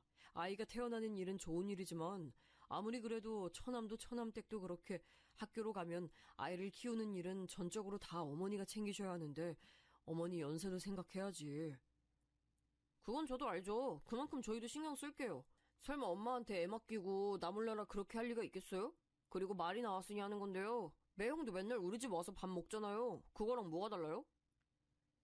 아내는 철없는 소리 한다고 혀를 차더니 처남의 머리를 쥐어박으며 말했어요. 다르지. 우리는 엄마 집밥 뻔질나게 드나들면서 얻어먹긴 해도 그만큼 엄마한테 해드리잖아. 넌 이 사람이 하는 것처럼 할 수 있어? 처남은 가만히 생각에 빠진 얼굴로 저를 바라봤어요. 아내는 그런 처남을 더 몰아붙이더군요. 네가 분기별로 친구들이랑 여행 다녀오시라고 보내드리기라도 할 거야? 아니면 기분 전환하시라고 공연을 보여드리기를 해? 너 이 사람 반만큼이라도 하고 나서 그런 말을 해. 그건 아직 내가 공부 중이니까. 그러니까 아직 공부 중인데 사고는 왜 치냐고! 아내는 버럭 소리를 지르며 다시 대화를 원점으로 만들었어요. 처남은 그렇게 될 줄 알았냐고 반박했지만 처음에 비하면 많이 소리가 작아졌죠. 아내와 처남의 다툼은 그날도 아내의 승리로 끝이 났습니다. 처남은 공부를 마치는 대로 취직을 해서 독립을 하겠다고 하더군요. 저는 물론 그런 결심도 중요하지만 그 결심만큼이나 결혼 이후 어머니께 잘해드렸으면 좋겠다고 당부했어요. 처남은 잘 이야기하겠다고 했죠. 가족이 늘어난 것은 확실하게 티가 나더라고요. 저녁을 먹으러 가면 평소에 비해서 사람들이 북적거리는 느낌이 새롭게 다가왔죠. 어머니께서는 임신한 처남댁의 입덧까지 챙기시느라 평소보다 더 바빠 보였어요. 처남댁이 입덧이 심한 편이라 저녁을 따로 먹는다고 하더라고요. 그럼 어머니, 밥상을 따로 챙겨주세요? 원래 저 때는 음식 냄새만 맡아도 죽을 것 같은 거야. 나중에 경아 임신하고 나면 잘 봐. 나도 입덧이 심했던 사람이라 경화도 걱정이니까. 저와 어머니가 도란도란 이야기를 나누며 저녁 식탁을 준비하는데 처남댁이 얼굴을 내밀더군요. 아직 입덧이 심하다고 하더니 하얗게 질린 얼굴을 하고 있었어요. 안쓰러울 정도였죠. 저는 처남댁에게 많이 힘드냐고 물었어요. 그러자 처남댁은 얼굴을 잔뜩 일그러진 얼굴에 오만상을 쓰면서 미칠 것 같다고 대답했어요. 기분이 이상해요. 배는 고픈데 냄새만 나면 속이 뒤집힐 것 같고. 아랫배도 불편하고 그러네요. 제 몸인데 제 몸이 아닌 것 같아서 자꾸 짜증도 나고요. 진즉에 알았더라면... 아, 아니에요. 처남댁은 많이 힘든지 속사포처럼 하소연을 쏟아내다가 화들짝 놀라며 입을 다물었어요. 저는 다음 말이 대충 짐작이 갔지만 못 들은 척했죠. 어머니께서 음식 냄새 나는데 그냥 들어가 있으라고 하자 처남댁은 기다렸다는 듯이 방으로 쏙 들어가더군요. 그 뒷모습을 바라보며 저렇게 어린데 아이를 낳고 제대로 키울 수는 있을까 걱정이 됐어요. 아마도 어머니께서 마음고생을 많이 하실 것 같은 느낌이 들었어요. 어머니 말씀처럼 처남댁의 입덧 시기가 지나갈 때쯤 아내도 임신 소식을 전했어요. 아내가 제게 이제 곧 아빠가 될 것 같다고 말을 해주는데 정말이지 다른 소리는 하나도 들리지 않고 오로지 아내의 축하한다는 말만 귓가에 맴돌았죠. 예상대로 가족들은 다들 뛸 듯이 기뻐해줬어요. 아내는 걱정했던 것보다도 입덧도 먹덧도 없는 편이었어요. 대신 잠이 많아져서 힘들어했죠. 차츰 아내 배가 불러오기 시작할 때쯤 처남댁은 어여쁜 여자아이를 출산했어요. 어머니께서는 첫 손주라 그러신지 기분이 묘하다고 하시더군요. 조리원을 나오자마자 처남댁은 복학을 하고 싶다고 말을 꺼냈어요. 어느 정도 예상은 하고 있었지만 이렇게까지 빠른 복귀를 원할 것이라고는 생각지 못했던 터라 가족들은 너나 할 것 없이 당황했지요. 죄송해요, 어머님. 어머님께 아이 맡겨두고 복학하는 게 이기적이라고 보실 수 있지만 지금 복학하지 않으면 시기적으로 계속 밀릴 것 같아서요. 처남댁은 학위를 빨리 따고 취직을 하겠다고 말하며 의욕을 불태우더군요. 결국 예상했던 것처럼 어머니께서는 황혼 육아를 시작하게 되셨죠. 한 가지 다행인 것은 아내가 몸이 무거워지면서 육아휴가를 내고는 함께 지낸다는 것이었어요. 얼마 후 아내는 튼튼한 남자아이를 출산했어요. 제게 아들이 생긴 것이죠. 어머니께서는 영판 저를 닮았다고 하시면서 눈이며 코며 아빠가 많이 보인다고 말씀하셨어요. 아이를 안아들고 나니 기분이 묘하더군요. 진짜 이 애가 내 아들인가 싶기도 하면서 이렇게 작은 아이를 앞으로 어떻게 키워야 하나 걱정도 됐고요. 하지만 아내는 생각보다 능숙하게 아이를 돌보더라고요. 연습의 결과물이 아니겠냐고 말하며 자신 있어 하는데 저도 웃음이 나더군요. 집에 아이가 둘이 있다 보니 확실히 분위기가 변했어요. 몇 달 차이 나지 않는다고 해도 하나는 집을 걸어 다니고 있었고 하나는 이제 겨우 뒤집기를 성공했을 뿐이었죠. 그렇게 정신없는 와중에도 처남댁의 얼굴은 잘 보기가 힘들었어요. 실험이 바쁘다면서 외박을 종종 하더라고요. 덕분에 어머니께서는 잠도 제대로 주무시지 못한 채 밤늦게까지 아이를 돌봐야 했죠. 아내는 그런 처남댁이 마음에 들지 않는 눈치였어요. 저 역시도 같은 마음이었고요. 처남은 투자받은 실험이 있어서 일이 많아진 것은 어쩔 수 없지 않느냐고 했지만 이렇게까지 아이에게 관심이 없는 것은 너무 심한 처사가 아닐까 싶더라고요. 처남도 나름 고충이 있는지 아내와 처남은 이 일로 크게 다퉜어요. 처남은 자신도 중간에서 충분히 괴롭다고 말하면서도 자세한 이야기는 하지 않으려고 했어요. 아무리 물어도 부부의 일이라고만 했죠. 그래도 효과는 있는지 밤에는 처남과 처남댁이 아이를 돌본다고 하더라고요. 우리 집 사고뭉치 준이가 어느 정도 걷고 뛸 무렵 저는 지방으로 발령을 받게 됐어요. 지방 현장에서 2년간 있어야 했죠. 한국이 커봤자 얼마나 된다고 어디든 차만 타면 금방이지 않겠느냐며 혼자 내려갈 생각이었어요. 그런데 타이밍도 참 어떻게 그렇게 잘 맞는지 아내 역시 저와 비슷한 곳으로 파견을 나가게 됐더라고요.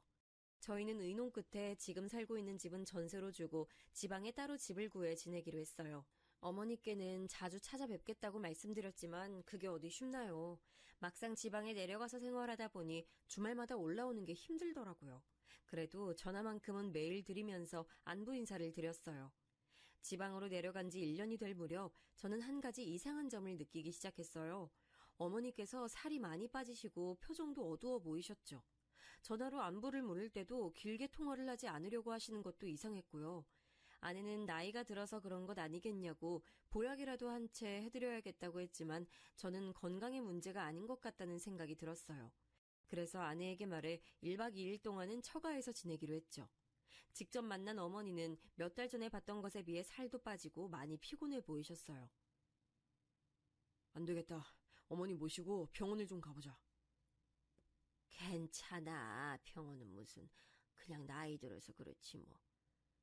그러니까 어머니 더 병원을 가보셔야죠. 맞아 엄마. 어디 편찮으신 거 아닌가 한번 봐요. 저와 아내는 괜찮다는 어머니를 모시고 한의원에 갔습니다. 딱히 나쁜 부분이 있는 건 아닌데 전체적으로 기가 많이 약해진 것 같다고 스트레스 받는 일이 많은 것 같다고 하시더군요. 가슴 쪽에 열이 많이 몰려있다고도 하시고요. 아내는 어머니께 무슨 일이 있으신 거냐고 물었지만 어머니께서는 다 괜찮다고만 하셨어요. 집에 돌아온 우리 어머니께서 푹 쉬도록 자리를 펴드리고는 식사 준비를 시작했어요. 7시가 넘어서야 처남네 부부가 들어왔죠. 언제 오셨어요? 누나, 오면 온다고 말을 하지. 두 사람은 우리를 보고는 깜짝 놀라더군요. 특히 처남댁은 놀라는 것을 넘어 당황스러워하는 기색도 보였어요. 저는 낮에 어머니를 모시고 병원을 다녀온 얘기를 했어요. 처남은 전혀 내색하지 않으셔서 잘 몰랐다고 하면서 고개를 푹 숙이더군요. 취직해서 적응하느냐고 정신이 없었어요. 괜찮아, 처남. 지금이라도 신경 좀 써드려. 저는 처남의 어깨를 두드려주며 약을 지었으니 잘 챙겨 드실 수 있도록 신경을 좀 써달라고 말했죠.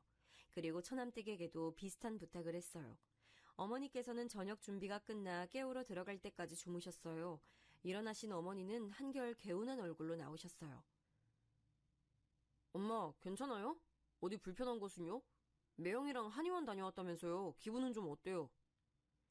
어머니는 처남의 질문에 대답을 하면서 자꾸 처남댁을 힐끗힐끗 쳐다보셨어요. 물론 잠깐 시선이 움직였다가 다시 아무렇지 않은 듯이 행동하셨지만 제 눈엔 다 보이더라고요. 그 뒤로도 그런 모습들은 계속해서 보였어요. 식탁에 앉아 식사를 하는데도 반찬을 집어 드시면서 처남댁에게 자꾸만 시선을 주시더라고요. 마치 무언가 허락을 구하는 사람처럼 말이죠. 물론 제가 오버해서 생각했을 수도 있지만 찝찝한 기분을 무시할 수가 없었어요. 식사가 끝나고 준비는 우리가 했으니 뒷마무리는 너희가 하라며 아내는 어머니를 모시고 거실로 나갔어요. 어머니께서는 불편한 듯 주방으로 시선이 갔어요. 어머니, 뭐 불편하신 것이라도 있으세요? 물이라도 가져다 드릴까요? 제 말에 어머니께서는 소스라치게 놀라면서 아무것도 아니라고 하셨죠. 아내 역시도 뭔가 이상하다는 것을 눈치채기 시작했어요. 뭘 그렇게 놀라세요? 내가 놀라기는 뭘. 어머니께서 말씀을 얼버무리셨어요. 곧 처남댁이 과일을 가지고 나오더군요. 그녀는 사과를 예쁘게 깎아서는 어머니께 드셔보시라고 내밀었어요. 어머니께서는 잠시 망설이다가는 잘 먹겠다고 말씀하시면서 과일을 받아 드셨어요. 그 순간이었습니다. 정말 잠깐이었지만 어머니께서는 처남댁과 손이 닿자 흠칫 놀라시는 게 보였죠. 저는 이 문제가 처남댁과 연관이 있겠구나 싶은 생각이 들었어요. 물론 제가 잘못 본 것일 수도 있지만 저녁 시간부터 줄곧 이상한 어머니의 행동에는 다 처남댁이 연관되어 있구나 싶었죠. 저녁에 잠자리에 들어서 저는 아내에게 솔직히 제 생각을 말했어요. 아내는 처남댁과 무슨 상관이 있다는 말이냐고 물었지만 저도 확실한 것은 없던 터라 그냥 의심만 간다고 말했죠. 지금 심증만 있다는 거잖아. 무슨 범죄 드라마 찍어? 말 그대로 그냥 내가 보기에 그렇다는 거야. 근데 엄마는 괜찮다고 별일 없다고 하시잖아. 몇 번을 물어도 똑같이 대답하실걸? 그러니까 다른 방법이 필요하다는 거지. 저는 망설이다가 아내에게 CCTV를 집에 달아보는 것이 어떻겠냐고 물었어요. 저희가 아이를 키우면서 내니캠이라는 것을 달았는데 생각보다 유용하더라고요. 아내는 그래도 집에 CCTV를 다는 건 좀 아니지 않느냐고 불쾌한 얼굴을 했어요. 저는 그런 그녀의 마음을 충분히 이해했습니다. 당연하죠. 집에 그런 것을 그것도 몰래 달아둔다는 것은 감시의 목적이 있지 않고서야 할 수 있는 일이 아니었으니까요. 저는 주방과 거실 그리고 어머니 방 입구 쪽만 볼 수 있도록 하는 방법도 있다고 얘기를 했어요. 집 전체를 다 보자는 게 아니야. 그냥 몇 군데 어머니께서 많은 시간을 보내실 법한 곳에 설치하자는 거지. 아내는 하루만 고민해보고 이야기를 하자고 했죠. 다음날 어머니께서는 한결 밝아지신 얼굴로 주방에 들어오셨어요. 아내는 주방은 자신에게 맡겨두고 손주들이랑 좀 놀아달라고 부탁을 했죠. 준이는 오랜만에 만난 할머니가 좋은지 도통 떨어질 생각을 하지 않았거든요. 어머니께서는 아이들에게 책을 읽어주며 시간을 보내셨어요. 그런데 갑자기 처남네 아이인 은하가 울기 시작하더라고요. 책을 가지고 준이랑 싸운 것 같았죠. 은하가 크게 울어버리자 놀란 준이도 덩달아 울기 시작했어요. 주방에 있던 아내는 급하게 손을 씻고는 준이를 안아 올렸죠. 어머니께서는 서로 책을 보겠다고 하다가 벌어졌다고 말씀하시면서 은하를 안아주셨어요. 아이가 우는 소리에 처남댁도 나왔어요. 그리고는 자연스럽게 아이를 안아 올리더니 이리저리 살펴보더군요. 어머, 얼굴에 이게 뭐야? 은하야, 너 여기 왜 그래?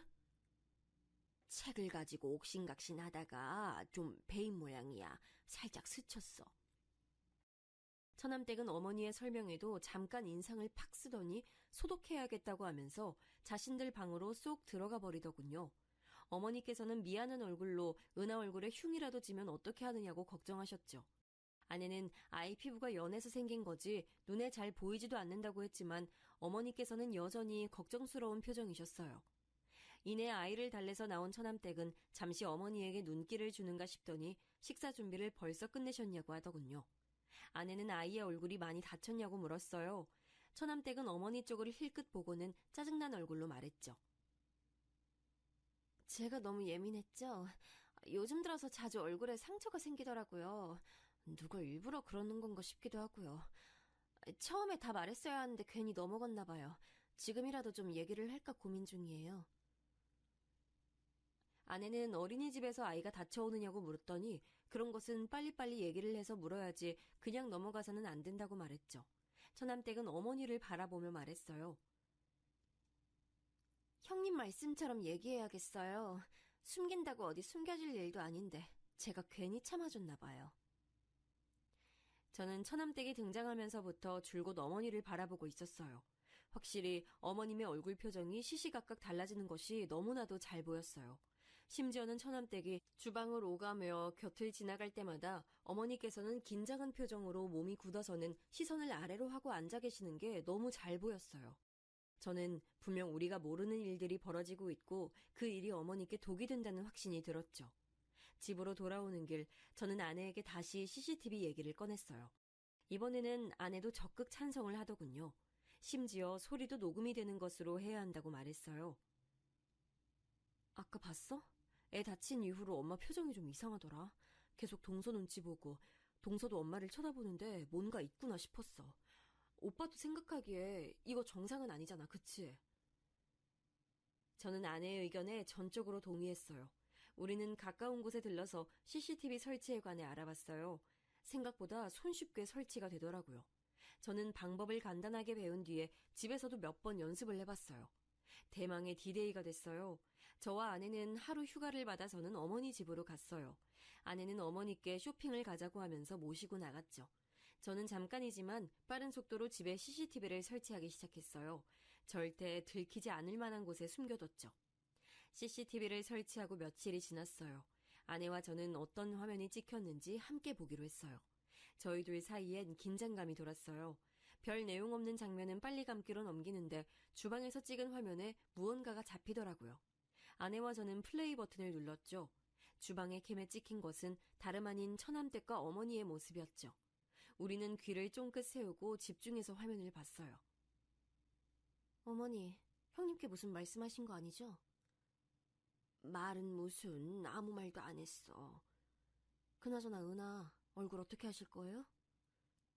살짝 스친 거야. 살짝? 살짝이요?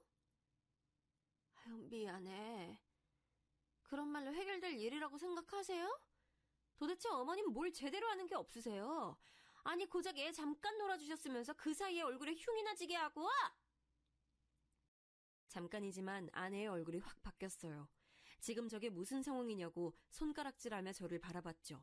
저는 좀 더 들어보자고 하면서 아내를 진정시켰어요. 하지만 저 역시 화가 치밀어 오르고 있었죠. 제가 말씀드렸죠. 아무리 그래봤자 어머니 모시고 사는 사람 저라고, 형님네 아니라고. 조심할게. 처남댁은 뭐라고 중얼거리면서 어머니의 어깨를 확 밀치고 지나가더군요. 그 장면에서는 저도 참을 수가 없었어요. 지금 이게 무슨 상황인지, 왜 어머니께서는 아무 말씀도 못 하시는지 이해가 되지 않았죠. 아내는 더 볼 필요가 있느냐고 했지만 저는 좀 더 찾아보자고 말했어요. 식사를 마친 것인지 처남이 헐레벌떡 뛰어나가자 처남댁 역시 자리에서 일어나며 말했어요. 진짜 어머니 간이 왜 이렇게 뒤죽박죽이에요? 어떤 건 짜고 어떤 건 달고 일부러 이렇게 하신 거예요? 그게 무슨 소리야. 음식이 이상하다니. 그럼 제 혀가 문제란 말씀이세요, 지금? 처남댁이 불쾌한 듯 신경질적으로 말하자 어머니께서는 신경 쓰겠다고 말씀하셨죠. 주먹을 쥐고 있는 손에 저절로 힘이 들어가는 게 느껴졌어요. 그리고 손바닥이 따끔하더군요. 너무 세게 쥔 나머지 손톱이 손바닥을 파고들었기 때문이었어요.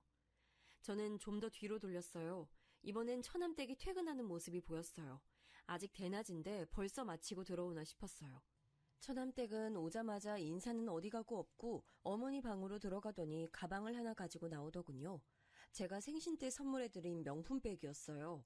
그리고는 자기 방으로 들어가서 화려하게 옷을 바꿔 입고 나왔어요. 한쪽 손에는 빨랫거리로 추정되는 것을 쥐고 있었고요. 저 오늘 친구들이랑 약속 있어요. 늦을 테니까 밥 챙겨 먹이세요. 그 애도 오늘 늦는다고 하고. 그래. 그리고 제발 부탁인데 빨리 하실 때 신경 좀 쓰세요. 도대체 언제까지 말씀드려야 돼요? 드라이 하는 거는 그냥 맡기시라고요. 왜요? 돈이 아까우세요? 처남댁은 쥐고 있던 옷을 어머니 발 근처로 던지며 말했어요. 어머니께서는 옷을 주워들고는 이리저리 돌려보시는가 싶더니 이내 미안하다고 하시더라고요. 이 옷이 얼마짜린데 진짜 아깝게. 도대체 그동안 살림은 어떻게 살아오신 거예요? 믿을 수가 없네. 미안해. 드라이 하는 건 줄 몰랐어. 어머니, 제가 미안하다는 소리 그만 듣겠다고 했죠? 미안할 행동을 하지 말고 처음부터 좀 똑바로 하시라고요. 왜요? 억울하세요? 저한테 이런 소리 듣는 게? 어머니께서는 아무 말씀도 못하시고 고개를 저으셨죠. 저는 아내에게 더 이상 볼 필요가 없을 것 같다고 하면서 당장 어머니를 모시고 오자고 말했어요. 지금 어머니 모시고 오는 게 문제야? 저년 머리채를 내가 다 뽑아버릴 거야. 감이 어디다 대고. 아내는 잔뜩 흥분한 상태로 어디론가 전화를 걸고 있었죠.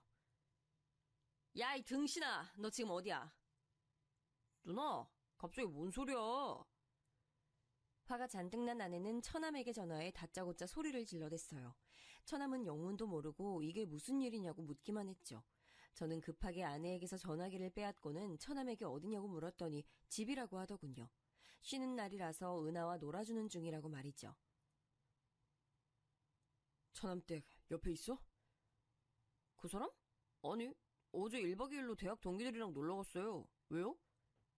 그럼 어머니는? 엄마는 목욕탕 가셨는데요? 저는 그럼 어머니 오시거든 은하를 맡겨두고 잠깐만 보자고 했죠. 대충 지금 출발하면 그 시간쯤 근처에 도착할 것 같다고 하면서 말이에요. 저는 절대 그 누구에게도 우리를 만난다는 말을 해서는 안 된다고 했어요. 처남은 의아해하면서도 알겠다고 말했죠. 전화를 하는 동안에 아내는 펑펑 눈물을 쏟으며 CCTV 속 어머니의 얼굴을 쓰다듬었어요. 그녀는 왜 어머니가 아무 대꾸도 못하시고 이렇게 당하고 계시는지 이해할 수가 없다고 했어요. 그런 점은 저 역시 같은 생각이었죠. 저는 처남을 만나는 동안 집에 가서 어머니의 짐을 싸두라고 일렀어요. 아내는 제게 미안하다고 하더군요. 미안하다니 무슨 소리야. 당연히 우리가 모셔와야지. 그 악마 같은 여자가 쫓겨나기 전까진 우리가 모실 거야. 저는 혹시 모르니 은하의 짐도 챙겨두라고 말했어요. 아내는 고개를 끄덕이며 다시금 엉엉 소리내서 울기 시작했죠. 준이는 갑자기 울고 있는 엄마를 보고는 어리둥절한 얼굴로 절 바라봤어요. 저는 준이에게 엄마를 안아주라고 하고는 급히 올라갈 준비를 했죠. 차 안에서 저도 아내도 한마디 말을 할 수가 없었어요. 평소엔 동요로 크게 틀어두고 준이와 노래를 부르던 아내는 고개를 떨어뜨리고 아직도 눈물을 흘리고 있었어요. 절대 어머니 앞에서 그런 모습 보이면 안 되는 거 알지? 어머니 속상해하실 거야. 우리가 이 사실을 알게 됐다는 사실만으로도 어머니 힘드실 텐데 그렇게 울면 어떡해. 내가 그년 절대 용서 안 해. 절대. 어떻게 어떻게 엄마한테. 저는 울컥하는 아내의 손을 잡아주며 빨리 어머니를 모시고 오자는 말만 했어요. 아내를 집 앞에 내려주고 저는 처남을 만나러 갔습니다. 처남은 집 두고 왜 밖에서 보자고 하는지 모르겠다고 툴툴거리더군요. 저는 집에서는 할 수 없는 이야기였다고 하면서 CCTV의 영상을 보여줬습니다. 잠시 동안 영상을 뚫어져라 쳐다보던 처남은 언제 찍은 것이냐고 묻더군요. 최근이야. 저번에 어머니를 뵙는데 걸리는 게 있어서. 이런 일이 있으면 저한테 먼저 얘기를 해주셔야죠. 뭘? 어머니가 이상하다는 얘기를 했어야 한다는 거야? 아니면 CCTV를 설치한다는 얘기를 했어야 하는 거야? 당연히 둘 다죠. 엄마도 왜 이런 일이 있는데 말도 못하고. 이게 지금. 같이 살면서 어머니가 이상하다는 것도 눈치를 못 챘다는 게 난 이해가 안 돼서 따로 보자고 하는 거야. 네? 매용, 지금 저 의심해요? 처남은 벌떡 자리에서 일어났어요. 의자가 뒤로 넘어가면서 우당탕 소리가 울렸죠. 카페에 사람들이 힐끔거리면서 우리 쪽을 바라보더군요. 저는 당연한 거 아니냐고 말했어요. CCTV 화면을 볼 때부터 이 일을 처남이 모르고 있었을까 계속 의문이 들었거든요. 차마 아내에게는 말하지 못했지만 아무리 생각해도 처남이 모르는 일이라는 것이 앞뒤가 맞지 않더라고요. 처남은 제 멱살을 잡고는 지금 뭐라고 했냐고 따져 물었죠. 내가 지금 우리 엄마가 저런 대접을 받을 때까지 알면서도 가만히 있었다고? 내가? 어떻게 매형이 날 의심할 수가 있어? 이거 놓고 얘기해. 누구는 그런 생각하고 싶은 줄 알아? 몰랐다는 말이 더 이상한 상황 아니야? 할 말을 잃은 처남은 손에서 힘을 빼고는 바닥에 주저앉았어요. 망연자실한 사람처럼 축 늘어져 있는데 정말 처남은 모르고 있었던 것은 아닌가 싶은 생각이 들었어요. 그래서 어떻게 된 일인지 좀 알아야겠어. 처남도 모르는 것 같으니까 우선 어머니는 우리가 모시고 갈게. 영상도 보내줄 테니까 처남 댁이랑 얘기해봐. 우리까지 나서게 하지 말고. 진짜 왜 이런 일이... 처남은 두 손에 얼굴을 파묻고는 한참을 그렇게 있었어요. 그때 전화가 들어왔어요. 아내였죠. 아내는 지금 당장 집으로 오라고 다급하게 말했어요. 저는 깜짝 놀라 처남에게 급히 집으로 가자고 말했죠. 다행히 멀리까지 나온 것이 아니라 금방 집으로 들어갔어요. 집에는 언제 왔는지 처남댁이 와 있더군요. 처남은 다짜고짜 처남댁에게 다가가서는 그녀의 양팔을 붙들고 소리를 질렀어요. 너 왜 우리 엄마한테 왜 그랬어? 갑자기 왜 그러는데? 당신도 형님도 이게 다 무슨 일이야? 처남댁은 갑자기 벌어진 일에 당황하면서 오히려 다들 왜 몰려와서 이러냐고 물었어요. 처남은 CCTV 영상을 그녀 앞에 들이밀고는 이게 뭐냐고 말 좀 해보라고 하더군요. 영상을 보던 처남댁은 소스라치게 놀랐어요. 그리고는 집안을 두리번거리며 CCTV를 찾기 시작했죠. 어떻게 집에 CCTV를 설치할 수 있어? 나한테 한마디 말도 없이? CCTV 내가 설치했다. 어쩔래? 네가 하도 우리 엄마한테 수상하게 굴길래 설치했어. 안 했으면 어쩔 뻔했냐? 너 이렇게 못돼 처먹은 짓을 하는데 모르고 있었을 거 아니야? 아내가 버럭 소리를 질렀어요. 어머니께서는 온몸을 떠시며 준이와 은하를 품에 안고 계셨죠. 저는 방에 들어가 계시라고 말씀드렸어요. 안방으로 들어가는 순간까지도 어머니는 거실에 모인 식구들의 눈치를 보셨습니다. 형님, 이거 사생활 침해예요. 어떻게 동생네 가족이 사는 집에 CCTV를 설치하세요? 사생활 침해? 그래, 내가 사생활 침해 좀 했다. 그러는 너는 우리 엄마한테 그따위로 행동하는 건 잘한 일이고? 그거는... 근데 제가 말이 좀 심하긴 했는데요. 다 이유가 있어서 그랬어요. 이유? 이유가 있어? 어떻게 이유가 있을 수 있어? 형님은 그동안 따로 사셔서 잘 모르시겠지만 어머니 정신이 좀 이상하시다고요. 그래서 이렇게 강하게 말씀드리지 않으면 기억을 못하고 자꾸만 위험하게 실수를 하신다고요. 처남댁의 입에서 나온 소리에 저도 처남도 아내도 입만 떡 벌리고 서서 그녀를 바라보고 있었어요. 아니, 나사가 풀린 것도 아니고 자꾸만 같은 실수를 반복하시는데 그럼 어떡해요? 그냥 그렇게 둬요? 너 우리 엄마한테 뭐라고 했냐? 야, 정신이 이상해? 그래서 병원은 모시고 갔어? 병원에서 그렇게 말씀하셔? 아니지? 내가 너 집에 일찍 들어오는 꼴을 못 봤는데 그랬을 리가 없지. 행동하는 거 보면 딱 알지. 그런 걸 뭐하러 병원까지 가? 더 이상 분노를 참지 못하던 아내가 순식간에 처남댁에게 달려들어 머리채를 휘어잡았어요. 처남댁은 소리를 지르며 팔을 휘둘렀지만 아내에게는 닿지도 못했죠. 이게 좋게 말을 하니까 입 밖으로 나오면 다 말이야? 어디서 입으로 똥을 쳐싸고 있어? 아내는 머리채를 잡은 손에 힘을 주고는 다시 한번 말해보라고 윽박질렀어요. 처남은 바닥에 주저앉아서 다 자신의 탓이라고 눈물을 흘리기 시작했죠. 저는 적당한 선에서 아내를 말리기 위해 타이밍을 보고 있었습니다. 그때 어머니께서 방에서 나오시며 소리를 지르셨어요. 이게 다들 무슨 일이야? 그만두지 못해? 아내는 피곤해 보이는 어머니의 얼굴을 보고는 마지못해 잡고 있던 머리채를 놓아줬어요. 산발이 된 머리를 급하게 정리한 처남댁의 얼굴엔 피가 몰려 불다 못해 곧 터질 지경이었죠. 어머니는 큰 결심을 하신 듯 망설이다 말씀하셨어요. 내가 실수를 좀 했다. 친구 보증을 잘못 써주는 바람에 급하게 돈이 필요했어. 안 그랬다가는 이 집을 날리게 생겨서 그래서 돈을 빌렸는데 그걸 갚을 방법이 마땅치가 않았어. 그래서 이서방한테는 미안하지만 이서방이 사다 준 물건들을 내다 팔았는데 그걸 며느리한테 들켰어. 어머니의 고백에 놀란 저는 왜 말씀을 안 하셨냐고 물었어요. 이서방한테 미안해서 어떻게 말해. 잘해준 것도 없는데 나한테 어머니 하면서 살갑게 대해주고 사위 이상으로 나한테 신경 쓰고 챙겨주는데 급전이 필요하다고 그런 자네가 준 걸 내다 팔았다고 어떻게 말을 해. 그냥 꽁꽁 숨겨두고 싶었어. 아무도 모르게. 어머니, 처음부터 돈이 필요하다고 솔직하게 말씀해 주셨다면 어떻게든 해결했을 텐데요. 그 꼬투리 잡힌 걸로 그럼 계속 참고 계셨던 거예요? 어머니께서는 자식들에게만큼은 알리고 싶지 않았다고 말씀하셨어요. 아내는 그깟 돈이 얼마나 된다고 그 모욕을 참아내며 사셨냐고 어머니를 안고는 펑펑 울기 시작했죠. 처남댁, 다시 말해봐. 어머니가 정신이 이상하셔? 어떻게 눈 하나 까딱 안 하고 그런 말을 하지? 처남댁은 어머니가 다 터뜨리실 것이라고는 전혀 생각하지 못한 듯 입술을 깨물고는 이리저리 눈동자를 돌리고 있었어요. 딱 봐도 이 상황을 어떻게 하면 빠져나갈 수 있을까 고민하는 눈치였죠. 처남은 단단히 결심한 얼굴로 말했어요. 이렇게까지 왔는데 내가 미쳤다고 너랑 살겠냐?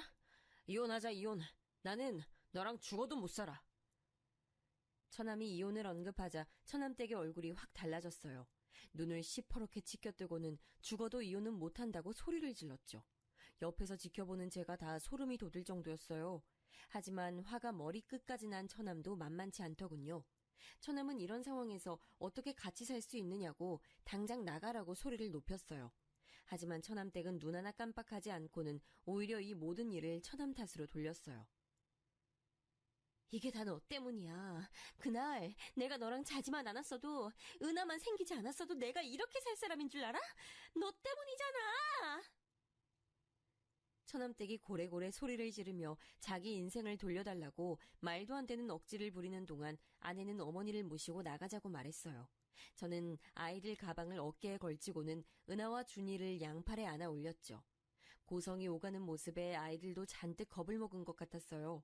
저는 눈 딱 감고 있으면 금방 지나갈 것이라고 말하며 아이들을 꼭 안으며 현관을 나서려는데 갑자기 처남댁이 은하를 부르며 달려들었어요. 다행스럽게도 더 가까이에 있던 처남이 빠르게 그녀의 팔을 낚아챘죠. 내 새끼 데리고 어딜 가? 아내는 처남댁을 싸늘하게 노려보며 말했어요. 네 말대로 네 인생을 망친 게 은하랑 내 동생 아니야? 너 이번 일 깔끔하게 정리해. 그때까지 어머니랑 은하는 우리가 데리고 있을 테니까. 누나, 고마워. 죄송해요, 엄마. 감사합니다, 매형. 우리는 길길이 날뛰는 처남댁을 뒤로하고 집을 나섰습니다. 지방으로 내려가는 차 안은 조용했어요. 아이들은 많이 놀랐는지 차를 타자마자 잠들었죠. 어머니께서는 무슨 죄인이 되신 듯이 고개를 푹 숙이고는 양쪽으로 자신에게 기댄 손주들의 손을 잡고 계셨어요. 그 모습을 보는데 착잡한 기분이 들더군요.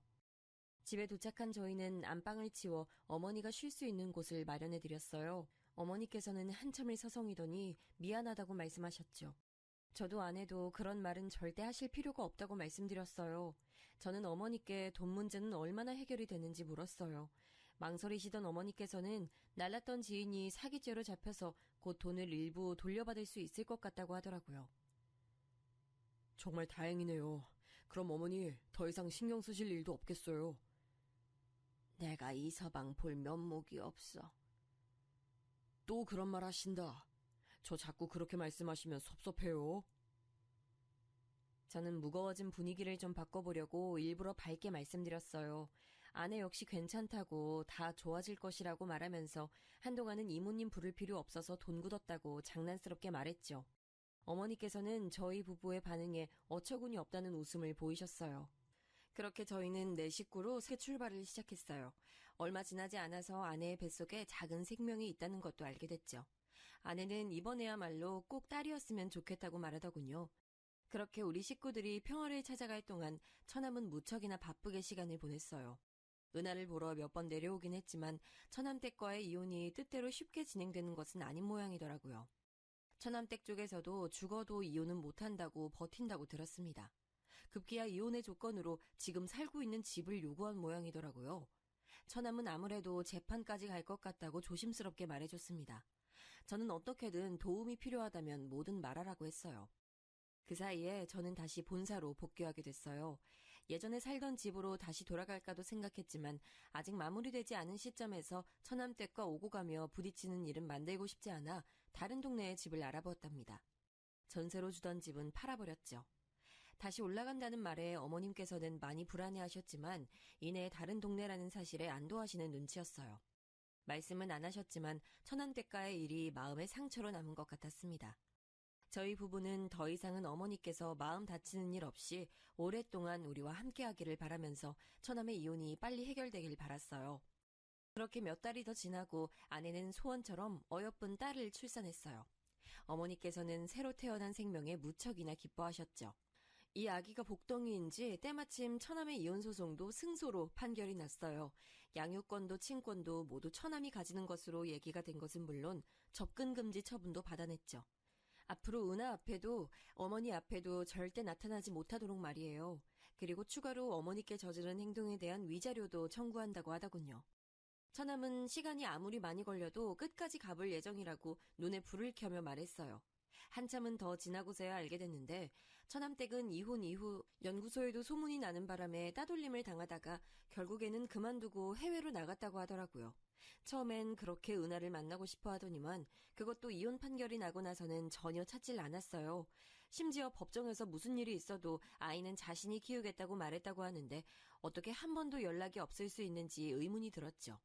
물론 저희가 접근 금지를 신청하긴 했지만 그렇다고 전화도 없을 줄은 몰랐거든요. 아내는 양육권은 줄 수 없다고 난리까지 피웠던 것도 자신이 유리하기 위한 장치가 아니었겠냐고 하더군요.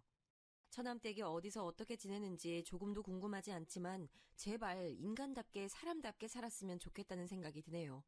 남은 시간 자신이 어머니에게 얼마나 큰 잘못을 저질렀는지 깨닫게 되는 계기가 생겨 어머니가 겪은 고통만큼 당해보고 뼛속 깊이 반성이라는 것을 했으면 좋겠네요.